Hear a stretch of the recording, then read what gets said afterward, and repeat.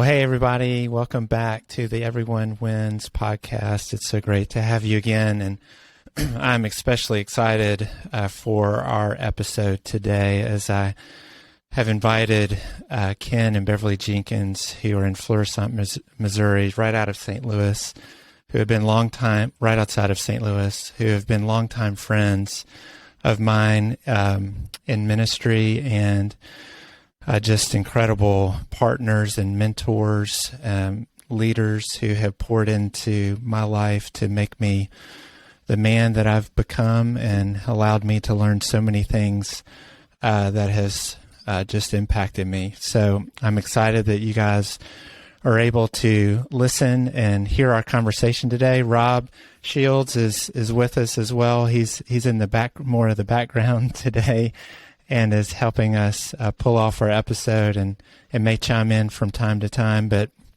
as we begin to think through how to walk through the principles that we discuss in Just Leadership, we're now at the point, after we have talked in our previous episodes about really the foundation of justice and how God loves justice, and that's a part of who He is, not just what He does, and how He's called us to be men and women of justice, and how we therefore navigate that in our world to understand, what is a biblical view of justice, and how can we talk about that with people around us, and then how we can make sure that that becomes a part of who we are. It becomes a part of our DNA, not just what we do.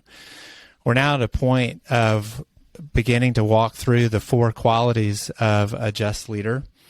And as we talk about those in our groups, we know those 4 qualities. The first one is just leaders see the whole playing field. Second, they build cultural competency. Third, they know how to give power away. And then finally, they take bold and courageous action. So as we continue this podcast, we're going to be walking through each of those 4 categories, and some of those categories will take multiple episodes, not just one. But today we're going to start with the first one. What do we need to see as just leaders? And that, as you know, as we discuss, is the question we need to be asking ourselves. Because typically when you see injustice, the natural response is, what do we need to do? What do we need to do? How do we fix this? And if we're not careful and are not in a position where we know what to see, then we will often act in ways that not only don't provide hope and healing, but actually could be detrimental to the situation. So Ken and Beverly come with tremendous experience and wisdom, and in light of what's happened in their community, bring just an incredible perspective for us to know what it looks like to be people who see. So Ken and Beverly, welcome to the Everyone Wins podcast. It's good to be here. Thank you guys for having us. Appreciate you. So before I jump in and begin asking questions, let me just give some background. So Ken and Beverly have founded and are co-pastors of Refuge and Restoration Ministries in Florissant, which is right outside of St. Louis. It is the community right next door to Ferguson, Missouri, and to Delwood, where all the activities took place, the riots and the protests as a result of Michael Brown being shot and killed by a police officer. That was in many ways just a flashpoint of how we think about issues related to race and police and their interaction with people in the community, and became such a story all over the world about how we navigate that. And so Ken and Beverly on the ground with that, and have been in the community for years and have perspectives that I think will be very enlightening for us as we think about what we need to see, using that as a backdrop for our conversation today. We had the opportunity to take a few of our leaders from our cohorts to see them last fall in October, to tour not only where everything happened, where Michael Brown was shot, but to meet with community leaders, to meet with business leaders, and to really understand what was going on behind the scenes, and then to see the extraordinary work that Ken and Beverly are leading, where they have founded and are directing the R&R Marketplace, which is an extraordinary commercial development, and I don't want to give anything away, of hope and healing that is really meeting the needs that are present in the community that everybody needs to know about. But what I love about this is you have faithful people on the ground who don't get all the publicity or all the attention, but they're faithfully walking through this every day to create real change. So that's Ken and Beverly. So I've given a little bit of a picture for everyone, but really paint a picture for us of your work and your ministry. I know it's been a long time as you've been in the community, so I just would love to get a perspective of your work and how you guys are being used by God in the community. That's a really good question. If we step back and sort of look at what we do, one of the things that have always resonated with me is that as believers, we're called to be righteous, right? We are the righteousness of God through faith in Jesus Christ.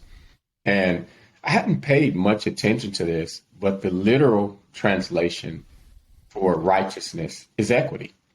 I mean, that is the definition of righteousness. So then if we really look at what we're all called to be, we're called to be equitable. And when you look at communities like Ferguson, Delwood, Baltimore, where I'm from, Gary, Indiana, what those communities lack is real equity. So when we talk about, so the picture of painting that picture, without even realizing it as believers, we're actually all called to the work, of equity and being equitable. And so that has been highlighted for me over these years in a different way, but it's always been there. I mean, it's always been, the mandate on the lives of believers is to walk in an equitable way towards everybody. So Ken, you had a career in staffing and then decided to plant your church with Beverly, and then have continued to do a variety of things within the community over the years.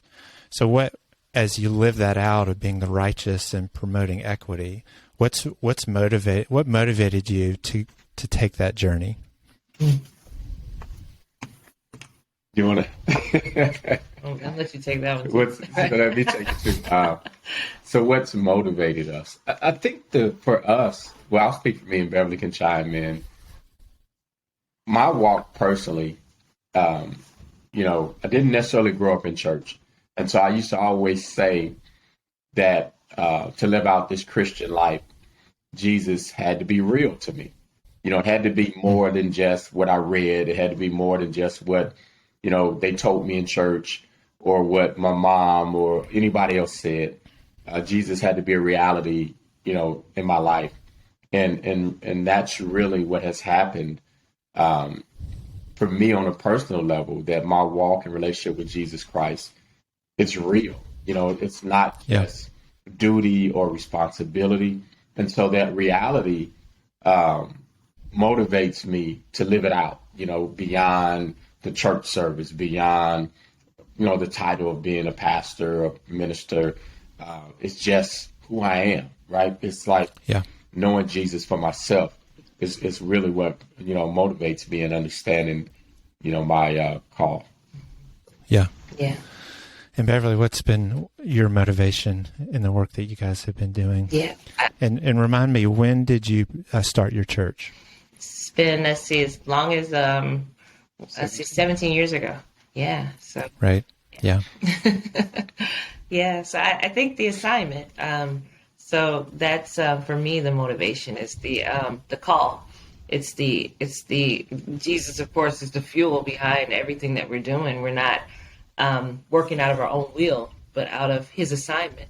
And so that's the motivation for me. I don't think that we could continue this work the way that we're continuing it if it wasn't for the fact that we get up every day and we know this is the assignment. Like this is it. Like this is your life's work. And until that's completed, you feel a different sense of urgency, a different sense of commitment, resiliency. All those things play a factor in how you move forward. Or people are often asking us, like, why are you all? I mean, we get tired. We definitely get tired, but there's this motivation that pushes or forges you ahead, where you kind of like can press past, kind of like the marathon runner who you're like, gosh, when the Ironman happens and you're at mile 53 or whatever, are they going to make it? But there's something that bursts them into this space where they're like, I'm gonna get there. I'm gonna get to the finish line. And so it may not be the finish line, what we want to be the finish line, but the finish line that the Lord has set for us. And so that's definitely my motivation personally. Mm-hmm.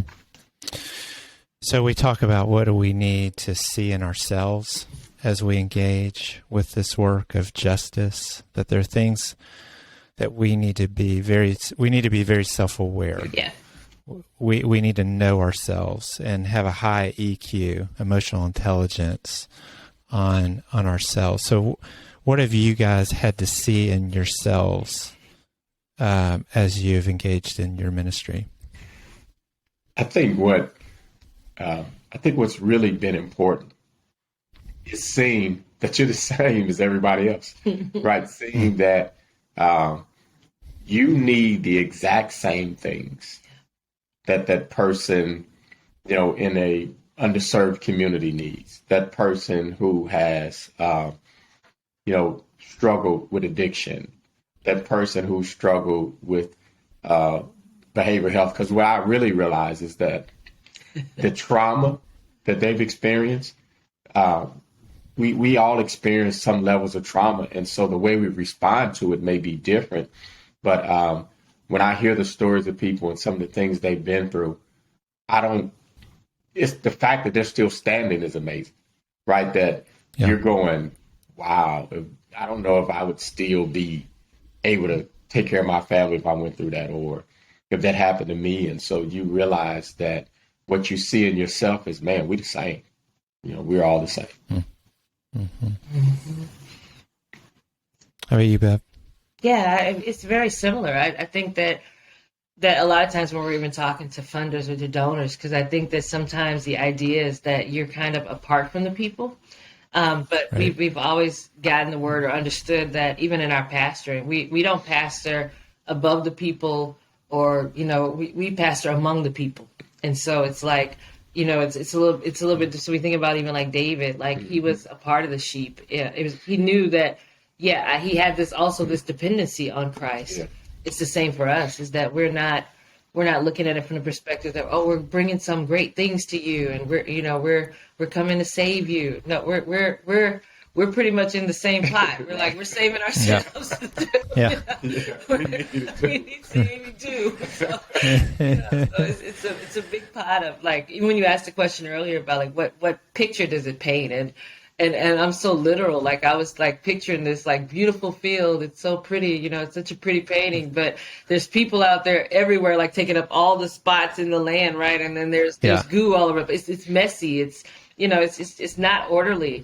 It's not as cut and dry, as we would like it to be. So I think what I've seen in myself is that, cause I like order. I love order.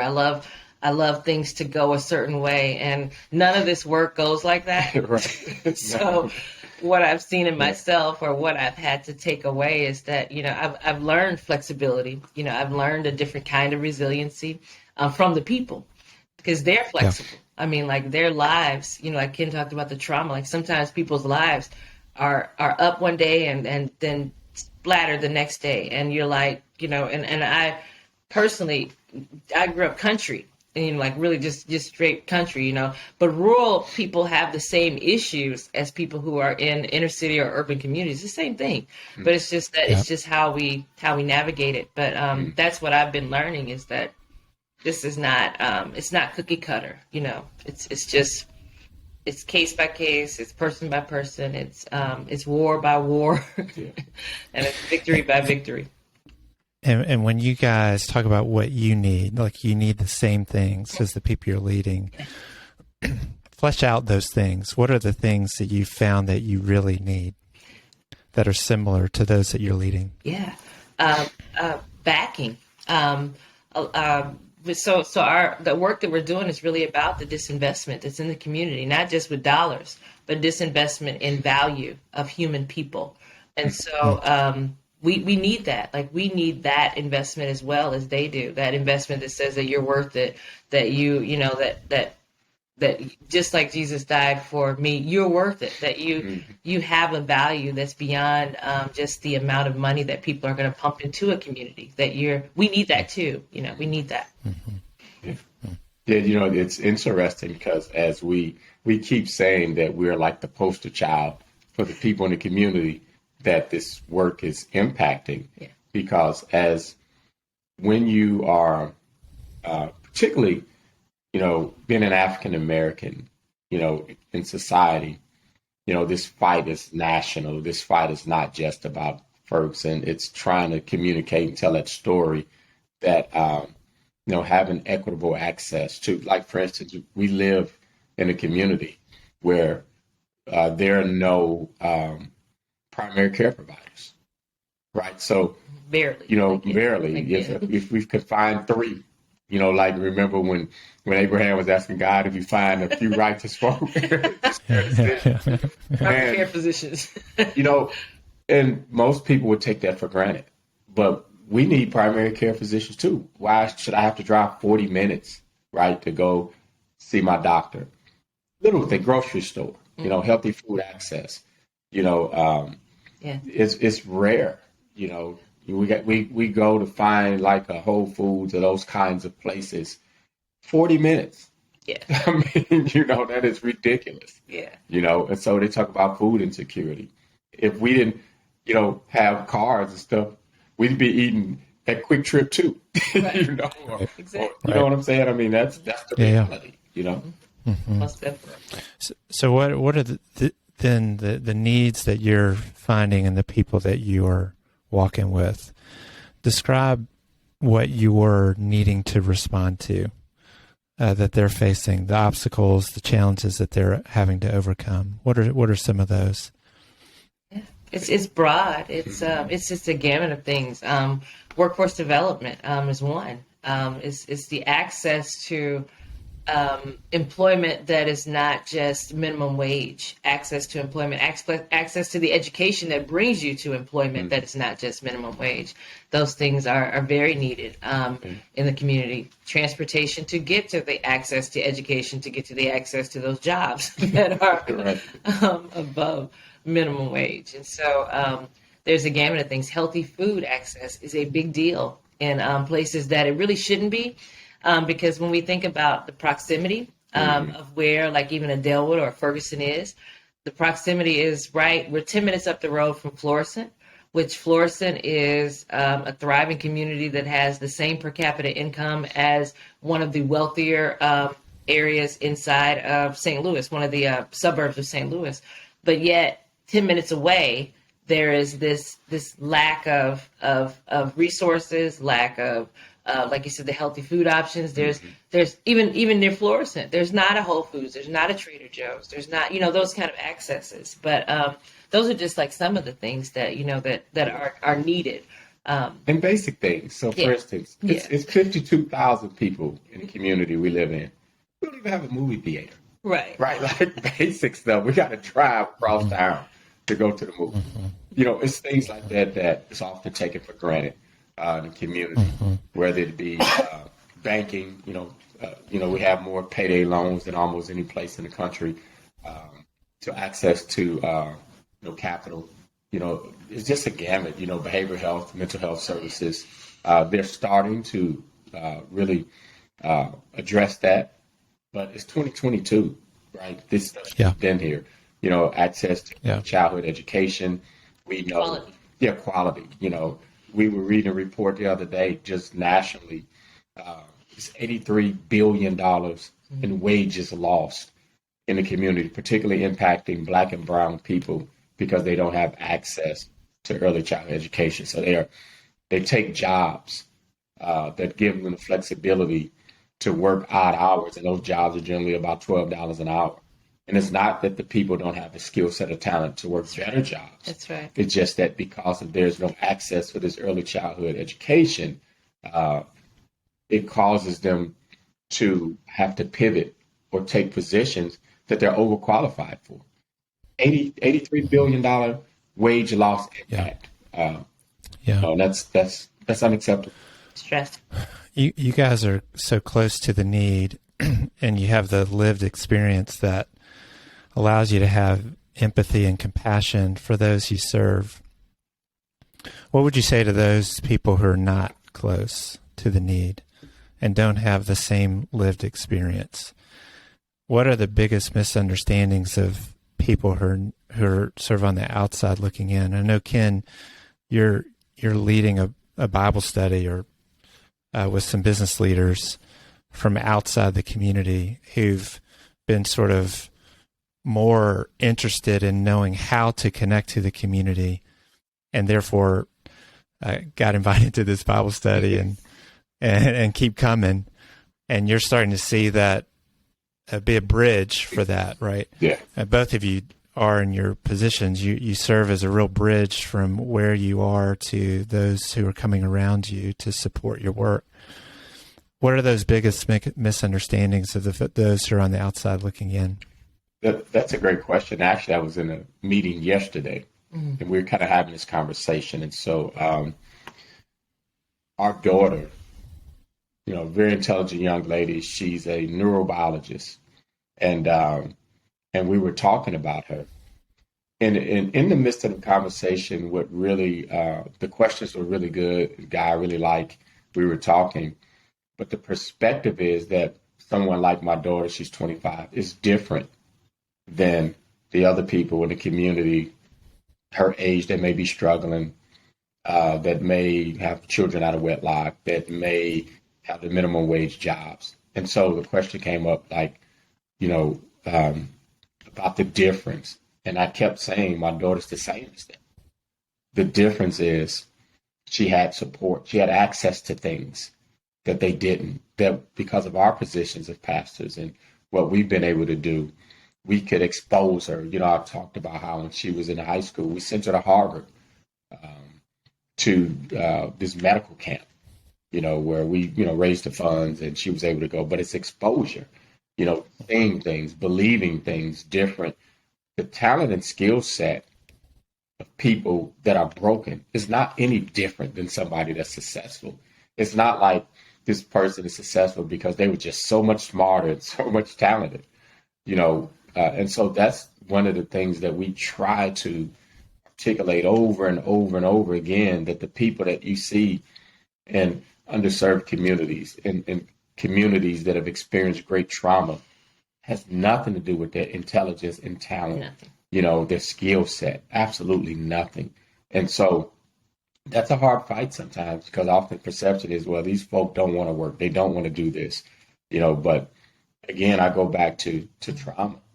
Man, when you've experienced great trauma over and over and over and over again, because the policing issue came up in Ferguson and all the reports, when you see the kid who's the A student get pulled over or even shot or those kind of things, and they're the good one, right? That's the one that, they're on the way to, it causes the other folk to check out, and give up, and so, like he didn't make it. Yeah.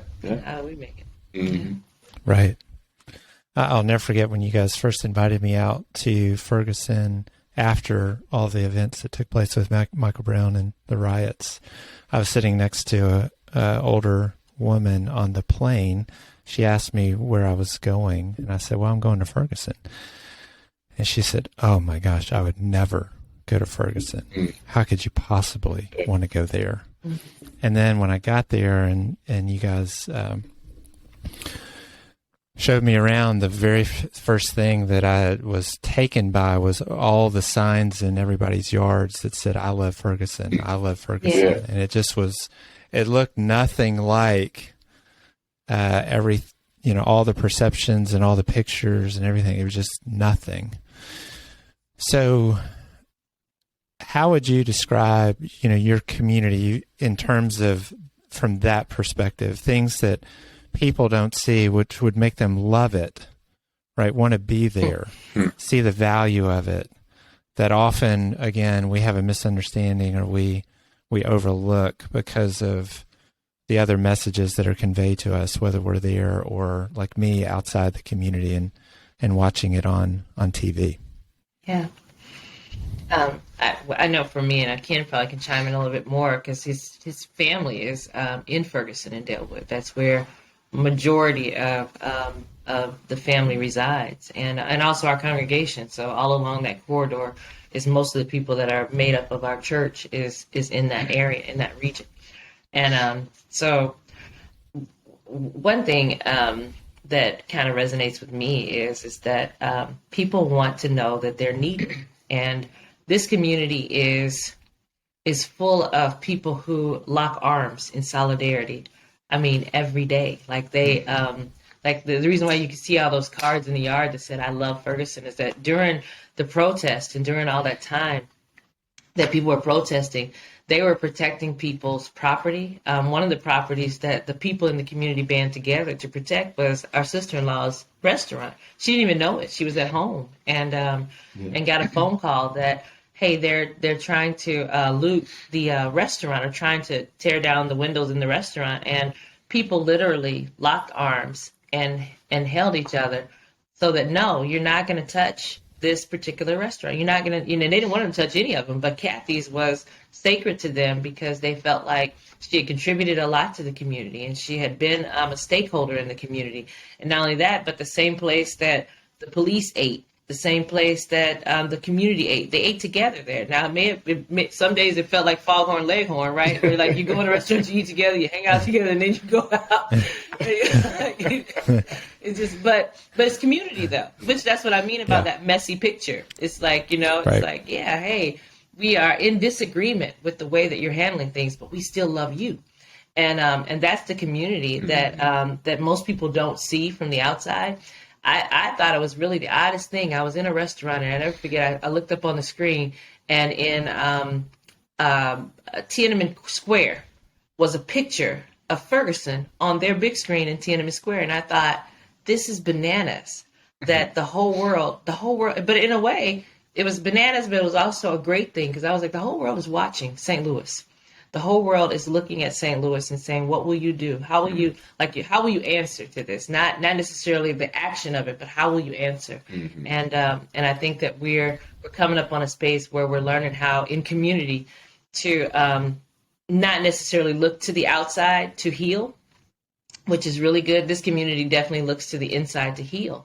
And I appreciate that about Ferguson, Delwood, Jennings, all that area has done a tremendous job of pulling together and being a real community. They really have.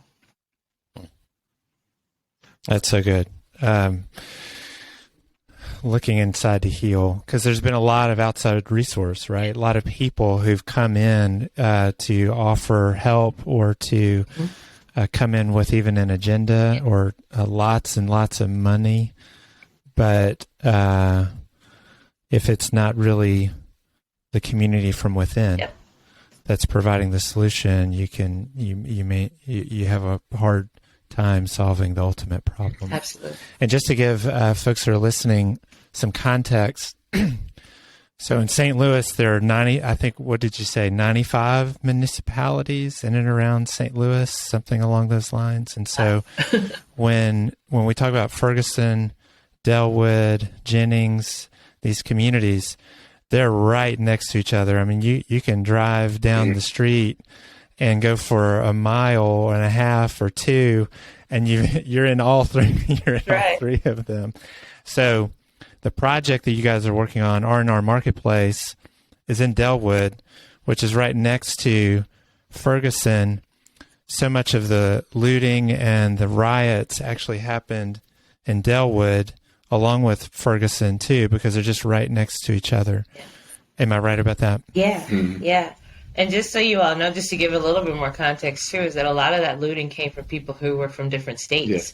Yeah. The people of the community were just dumbfounded. They were like, "This is not happening to our city. Like, this is not what's taking place." Because a lot of times people come from of course, like you said, with their own agendas, but the looting and those kind of things were not from the citizens. That was not what took place there. And I think that's one thing that people should know is that the citizens were not a part of that destruction of their own community. Wow. It was outsiders who came in to do that. Yeah, they were arresting people that were here all the way from Texas, California. I mean, it was, and they didn't talk about it in the news, but it was, I mean, quite a few people that just came in and saw an opportunity. Yeah. Right. So your project. So we've talked all, during this time to be leaders who see in ourselves, see what we need to see in the people that we're leading. And then you guys have painted a really great picture of the community. That then gives you the fuel and the wisdom and the perspective to figure out, okay, then how do we move forward and create solutions and take action that's really going to meet the needs of the community. So when did this vision take shape? I mean, you talked earlier, Bev, about the assignment. Yeah. And getting up because you have an assignment. I think all of us listening might go, how do I find out my assignment? What's my assignment? And how come their assignment is so clear and mine is so unclear, so gray? Come on, guy, give me my assignment. How did this form for you guys? And give us a time frame and just some things. I know it's been a journey, so start to give us some perspective on that. Yeah, I'm going to let you share it, and then I'll just chime in. That's a really, really good question, because I think first, when we think about assignments and vision and God, I think first it begins with the pursuit of God. It's like a lot of times we're pursuing an assignment, looking for something, but it's when you pursue God and you get a hold of God, then He gives you what it is that that work may be, or what that assignment is. And so I would say it starts with, really being in pursuit of Him, because this work we're doing wasn't because we saw the community like, oh, we need to help the community, we need to do this. That wasn't it. It was really more about just with everything in us, we just wanted to, serve the Lord. We just want to do what God is asking of us to do. And that unfolded the work. And so that's what started. I think Bev and I, we talk a lot about just, wanting to live our life for the Lord and do what God is asking of us. And so if we probably had to give any, initial information, about, okay, what's my assignment? How do I find it? Don't look for that. Right. Yeah. I know it sounds a little bit crazy, but that was not what we did. We weren't out there going, God, what do we do? What's our job? That wasn't the approach at all. Yeah. Yeah. I think it starts with it's really interesting, because I'm a natural dreamer. Like, I just dream and write and dream and write and dream and write. And I think that people, when you do that, I think people take for granted their dreams. Just dream it, pin it, right? Write it down. It doesn't matter. If it's just wacky or weird or too far out there, just do it anyway. Just write it out. And I think so then God then hones in on that dream, and then He turns it into vision. And He brings clarity or cuts the fat, is what I call it, And so, I've got 1,000 things that I dream about on a daily basis. Like, we're not doing that. Yeah, So So if I'm looking for an assignment, I can't find it, I'll just ask you, Bev. You just dream it up for me. Books and books. Okay. She's written out. Yeah. Okay, good. I think it's So you guys, this commercial property have been sitting dormant, empty for 20 years, Yeah. right in Delwood. It had been a shopping center, and you talk about disinvestment. Some of us come from communities like ours here in Raleigh, where the idea of disinvestment is something we're not experiencing. We're experiencing the exact opposite, where values of properties and people are getting pushed out because of all of it, and the competition is crazy for real estate, both residential and commercial. But you guys are in a situation where you have this vacant building in Delwood that has been empty for 20 years, and then you started to hone in on it, right? So give us a sense of how everything began to form with the project. Yeah. I think as we, so Beverly, she talked about all the stuff she had written out, and she had God downloaded that in her, and we began to talk about it, and some other things took place. But I think as we began to really embrace, okay, this is what God is saying. This is the thing that God has given us to do. We just started to take those steps. I think it started with because a lot of times people don't think about the initial, just inquiring about the building. Okay, it's been vacant. Let's start talking to people, having these conversations. And it really is one step at a time. I think people don't go after dreams or do things because they just see this big old thing, right? Mm-hmm. But I like where Chris said it to me. He said it's a chunk, a chunk, a chunk, a chunk. It's a, I love that. Yeah, because we were talking about eating elephant. Chris, your son. Yeah. Your son, Chris. One bite at a time. And he said, no, it's a chunk, a chunk, a chunk, a chunk. And so, yeah. It's cool thinking back. I remember in prayer. So, we're praying, and still today we're praying about what's the next step. What do we do? And the Lord would place names on our heart. And it would be a person that we felt like the Lord was saying, go tell them the vision. So we go do that. And they will go, oh, I was praying and, I was trying to figure out what I wanted to do. And I'm in this position. I want to use it to have impact in the community. And then they would say, I want you to meet so-and-so. So we would go to the next meeting. And it literally hasn't stopped, right? So you'd be praying and somebody would say, we were just wondering, how we can get involved in the community. But I want you to meet these other couple of people. We all were talking. You go meet them and they say the same thing. And so it just has become the norm. But it's, the one day at a time. Like God told the children of Israel before they went into the promised land, he says, I'm going to give this to you little by little. Yeah. Because God gives it to you all at once, it's going to overwhelm you. It's going to overtake you. So it's been little by little. Yeah. We can handle little by little. You can't handle it all at once. And it makes it more palatable. Right. That's so wonderful. Palatable, yeah. Doable, attainable, achievable. Yeah. So when did you begin that process? How long ago was that? Now so on the ground, probably about 8 years ago. So now we're in our 8th year of working on this and working in. And what was your original vision?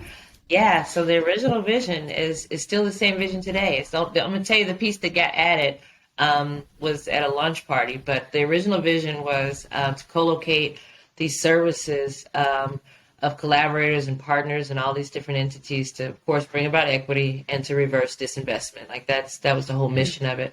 But the components were how the Holy Spirit gave it to us was they were pillars. And these pillars were these things that we knew were the only things that the Lord gave us that would bring about equity, an equitable change for people. Mm-hmm. And that was early childhood education. We're also going to have an employment training center there that would bring about those kind of changes and transformation in community as well. And then entrepreneurship. which is a big deal in all communities. But in our community specifically, everyone has a side hustle. I mean, everybody's got some side job that they're doing, no matter what 9 to 5 they're working, or 1 a.m. to 8 a.m. There's always something else that they're doing. And so we wanted to put capacity around those entrepreneurs and see that flourish. And of course, the church was a pillar, or is a pillar in the project. And then financial services or banking services. So those 5 components were the pieces that we put together. Or I don't want to give us credit, because it really is the Lord's vision. But these were the components that the Holy Spirit said to us would bring about equity and bring about change. What came along later was a young lady was at a lunch party, and she said, there's one component that's missing. We were up telling our speech and talking about our 5 pillars, and she was like, y'all don't have health in there, health. And we felt like all of these components brought about change for all the social determinants of health, but specifically health in itself was not inside of our pillar structure. And so we brought on a 6th pillar, which is the behavioral health, and then addiction services. So that piece is now in there as well. So that wasn't in the original vision, but that got added later. But those are the components of all of what will be inside of that plaza in the marketplace. Yeah. So I remember, Ken, you called me and you told me this vision, and then you said we have to raise X million dollars in order for this to happen. I can't remember the number at the in that original phone call. It might have been 5 to 8. I can't remember in that original call, $5 to $8 million. And you said, I've never raised any money before. How are we going to raise this money? And I don't know why you came to me. And so I pulled out a little, what can I tell Ken? What can I tell Ken? Just to give you a little bit of hope. So you had this amount of money that was before you too, just the logistics of pulling this off. It's not just the money, but it's a lot of complexity, finding the partners, figuring out the design of the building, buying the building from an owner who may not be easy to work with. So how did all those pieces start to happen? And God began to provide, particularly even on the money side, when it seemed, I don't know if it seemed overwhelming to you guys, because I don't see you guys being people who get overwhelmed because of your faith and trust in God. But how did you start to do those chunks and those bites that allowed you to get to this point? It's when we were in the midst of it, I think it was just going, I don't want to say so fast, but I don't think we were thinking about it that way, right? Like, we knew there were needs, but we also had decided in this process that we were okay if it didn't happen. Like, we were like, this is God's project. We don't have the capacity to do it. We certainly don't have the money. And even the technical skills that were needed, we didn't know architects. We didn't know any developers. We didn't know any of these folk. And so, again, our dependency was completely on God. Our prayers were like, well, God, they say we need this, so you're going to have to send it, or send a person. And one of the coolest stories were, we first started looking at the building before we bought it. We needed to look at the building, and it was an issue where we needed roofing and AC. We was like, okay, we didn't know air conditioners cost as much, commercial AC. So we were praying, and in prayer, the Lord just placed upon my heart to call one of our good friends, Lou Brock Jr. And so I called him, and just out of obedience, and said, hey, we need somebody to look at this. Do you know anybody? And he goes, Pastor, do you know what I do? I said, I have no idea what you do. Well, I own a commercial HVAC company. He said, I'll go out today. So he went out, brought a friend. They looked at the roof, gave us an estimate on the HVAC. And so this is literally how all these things came together. And that was pretty cool because, we're really good friends with Lou. And, but we had no idea. We knew who his dad was we had met Lou actually through a Jobs for Life class. He came, somebody had invited him, and we just kind of hit it off and connected. And this was some years ago. And so it's things like this. So, same thing with donors. We didn't know who were like this affluent person or this person, would give, or this foundation or this. We didn't know any of that stuff. But God just kept sending people. Somebody would say something like, well, somebody told me about this project. I'm interested. And they would come down and they would just like, we want to give money. And we would say, okay. Yeah. And then they would give what the scripture says, exceeding abundantly above more than you can ask, right?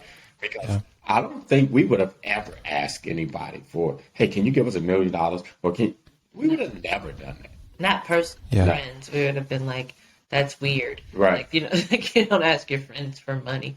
And so but our friends have been phenomenal in this. Like, we haven't had to ask, and they've been like, hey, this is what we're doing. Yeah. And this is why we're doing it. And it's kind of like how you say to people, like, I love you and there's nothing you can do about it. It's like, that's how that's been for us. And so, wow. Yeah.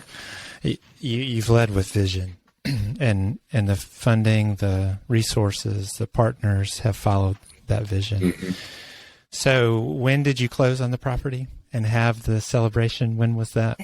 So we closed on the property September of 2021, September 27th, actually, 2021. We signed the paperwork on Juneteenth, which is absolutely amazing. Like we had no idea that was going to fall that way, but we signed the paperwork on Juneteenth, and we had our groundbreaking in October, and it was the most beautiful groundbreaking. A lot of people were there, but it was, I think, even the feedback we got from people who were politicians and just some of the biggest thinkers in St. Louis were like, this is the most amazing groundbreaking I've ever been to.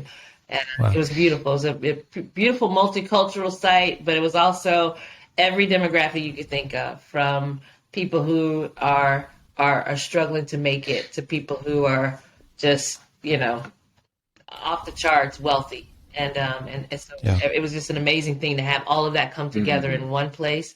And that's the picture of what the marketplace is supposed to be in the future. That's as well. So great. So great. 7.5 years later, right? Yeah. From the very beginning. Yeah.